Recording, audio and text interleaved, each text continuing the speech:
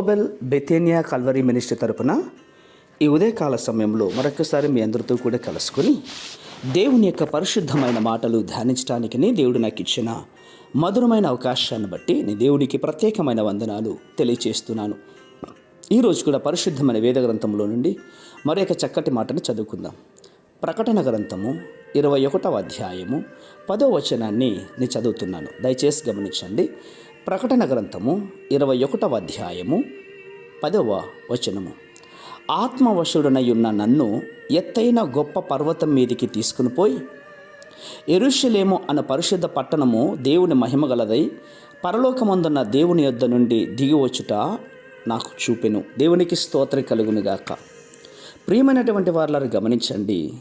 1000 ఏండ్ల పరిపాలన తరువాత ఈ ప్రపంచమంతా కూడా అగ్నికి ఆహుతి అవుతుంది. ఆ తర్వాత మనమందరము కూడా యేసుక్రీస్తు వారికి న్యాయపీఠం ఎదుట నిలబడి మన బహుమానములను పొందుకుంటాం. అనేకమైనటువంటి కిరీటాలు ఆయన మనకు ధరింపచేస్తాడు. వాడబారని కిరీటం, జీవ కిరీటం, నీతి కిరీటం, మహిమ కిరీటం, ఇలా వారి వారి క్రియలు చొప్పున ప్రతి వానికి ఇచ్చుటకు నేను సిద్ధపరిచిన జీతము, అదే బహుమానము నా యొద్దకు ఉంది అని యేసుక్రీస్తు వారే చెప్తున్నారు. ప్రియమైనటువంటి సహోదర సహోదరులారు గమనించండి. దేవుని మహిమగల పరిశుద్ధ పట్టణము యెరూషలేమునకు ప్రభువారు మనల్ని తీసుకొని వెళ్తారు. అది తన భర్త కొరకు అలంకరింపబడినటువంటి పెండ్లి కుమార్తె వలె ఉంటుంది. అక్కడ పరిశుద్ధులందరూ కూడా ఆనందగానములు చేస్తారు. వారి స్తుతి స్తోత్రాలు నేను మాటల్లో చెప్పలేనండి, అనుభవించిన వారికి మాత్రమే తెలుస్తుంది.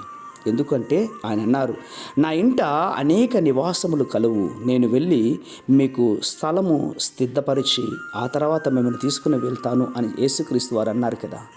ఈ భూమి మీద మనం కొంచెం కాలమే ఉంటాం. ఆ కొద్ది కాల సమయంలో మనకు వచ్చే శ్రమలు, నిందలు, అవమానాలు భరించాల్సిందే. ఆ తర్వాత ఇప్పుడు ఉన్నటువంటి శ్రమలు మనం ఎప్పుడూ కూడా ఉండవు. ఆయన ప్రత్యక్షమైనప్పుడు మహిమ ఎదుట మహిమలో జీవిస్తాం. ఆ జీవించే గొప్ప స్థలంలోనికి దేవుడు మనం తీసుకెళ్తుంటున్నాడు. అవును ప్రియులారా, పాత నిబంధన కొత్త నిబంధన పరిశుద్ధులందరూ కూడా అక్కడ ఉంటారు. గొర్రెపిల్ల మహిమ ప్రకాశం అక్కడ ఉంటుంది. నీతిమంతులు తమ తండ్రి రాజ్యంలో సూర్యుని వలె తేజరిల్లుతారు అని చెప్పారు కదా. అవును, అలా ఉంటుంది.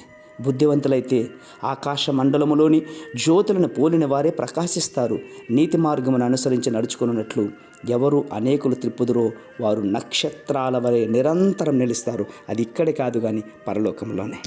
అలా నీవు నేను ఉండాలంటే ఈ క్షణమే దేవుణ్ణి మహిమ కలిగినటువంటి పరలోకం వైపు చూద్దాం, ఆయన అంగీకరిద్దాం. నిజముగా ఆయన ఇచ్చే దివ్యమైన ఆశీర్వాదాలకు పాత్రులుగా జీవిద్దాం. పరలోకమందున్న మా ప్రియ పరలోకపు తండ్రి, ఈ మాటలు వింటున్న బిడ్డలందరూ కూడా మీ వైపు మీ పరిశుద్ధమైనటువంటి వివాహం కోసమే సిద్ధపరిచిన వారుగా మీరు ఆశీర్వదిస్తారని విశ్వాసముగా నమ్మొచ్చు. చిన్న ప్రార్థనను మా రక్షకుడిని యేసయ్య నంబట అడిగి వేడుకుని పొందుతున్నాం మా తండ్రి. ఆమేన్, ఆమేన్, ఆమేన్.